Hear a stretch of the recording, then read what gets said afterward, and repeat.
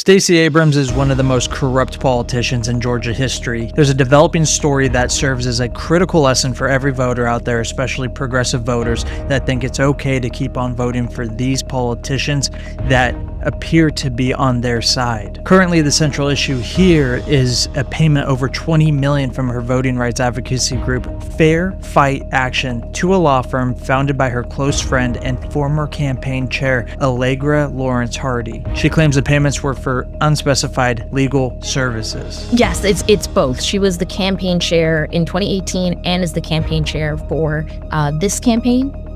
Which is usually an unpaid position, does a lot to do with fundraising, not so much the day-to-day of campaign operations. Yes, and that's exactly right. So the NAACP's Legal Defense Fund did a study up through cases in 2021 that looks at the fees that plaintiffs as well as states in defending these cases have paid in past cases similar to the one that Fair Fight Action filed. And they found the most expensive case was $8.8 million in legal fees. That was a case down in Texas. And typically, they said it's a couple $100,000 over a couple of years. So the $25 million for just half of this case already makes it the most expensive. And I should add, it's not just Lawrence and Bundy, the law firm of the campaign chair. They had, I believe it was 8 law firms involved in this case. But Lawrence and Bundy, they were the lead counsel. Yeah, so the implication here then is that this is something maybe not as egregious, but all along the lines of, right, the Black Lives Matter fundraising not being put to any good use and kind of just, being used for kickbacks or personal enrichment, in maybe, again, not on the level of buying properties, which is what happened with the Black Lives Matter organization. But this looks kind of fishy based on your reporting. It's hard to come away with another conclusion. Yeah, I remain open-minded that there could be a perfectly logical or innocent explanation for why this case was so expensive, why they chose this attorney as opposed to, any other. I've asked, and maybe there will be a public answer. Maybe there will be some more explanation given on Fair Fight's side. I think what is important to think about here is what Kathleen Clark, she's a legal and ethics professor, said in the story. She said, there could be an explanation, but there's a fiduciary responsibility to make the best choices. Abrams was chair of this organization up until 2021 when she announced her second run for governor. And so in that role as chair of this nonprofit, chair of the board for this nonprofit, did she make the best decisions in spending the money that she raised? And Fair Fight Action during this time, this is just the 501c4, the nonprofit group, not even the Fair Fight Action PAC, which is called Fair Fight Inc. They raised $61 million, which is more than any other nationally known group in Georgia. And I found out through interviews with the now former organizing director at the group, she left earlier this year, that Fair Fight Action did not do any direct voter contact in the 2020 election cycle. They were not alone in that during the pandemic. A lot of groups that normally do direct voter work didn't. I was able to verify that information talking to other voting groups in Georgia. So their main, the meat and potatoes of what this organization did, their main priority was this litigation. And that is where they spent, it looks like based on the 990 forms, the majority of their money.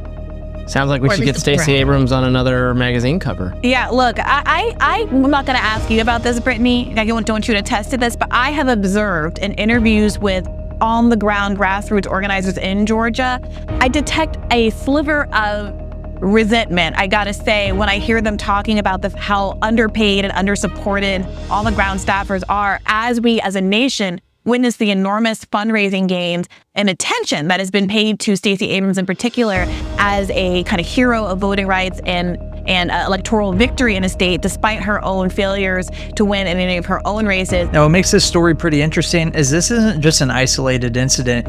We have seen Stacey Abrams get into things like this before. In a separate case, another organization she founded, the New Georgia Project, agreed to pay a $300,000 fine, the largest in state history. Reason why I said she is probably the most corrupt politician in Georgia history. These included failing to disclose approximately $4.2 million in contributions and $3.2 million in expenditures used to support Abrams' 2018 campaign. This is where it gets interesting. The Georgia State Senate has now launched a probe into the New Georgia Project for alleged financial misconduct, but Stacey Abrams' campaign has responded to the state Senate investigation by stating, Georgia Republicans are so terrified of the power of the people, they're lashing out with unfounded attacks and baseless investigations that waste taxpayer dollars. I spoke to the committee chair this afternoon, and he insists that Abrams is not being targeted by this new investigation.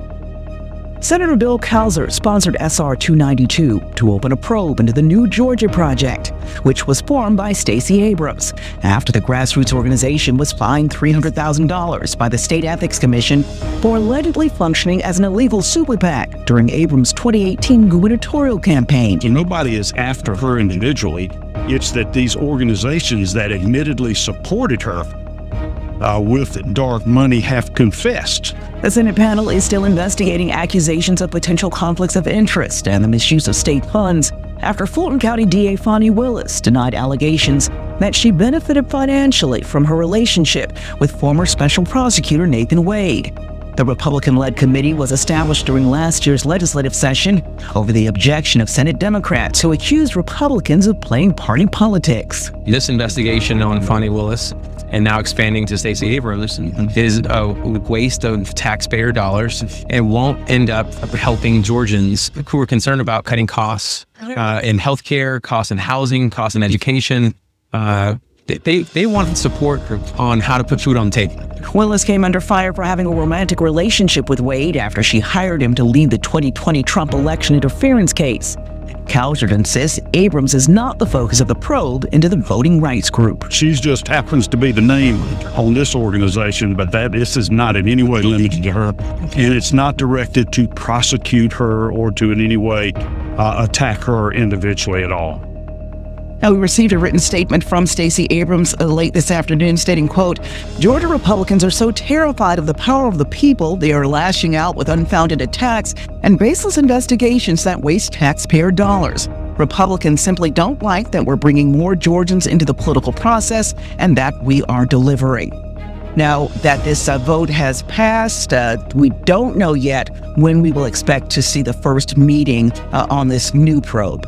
That's the latest here at the state capitol. Deidre Dukes, Fox 5. Well, we're certainly learning a lot about this. No matter what side of the aisle you're on, you can learn a lot from this and gain value, but what the progressive voters right now can learn is a guide to political accountability. I know it's hard, but all you got to do is follow the money, not just the mission. We really need to start questioning where massive donations are truly going.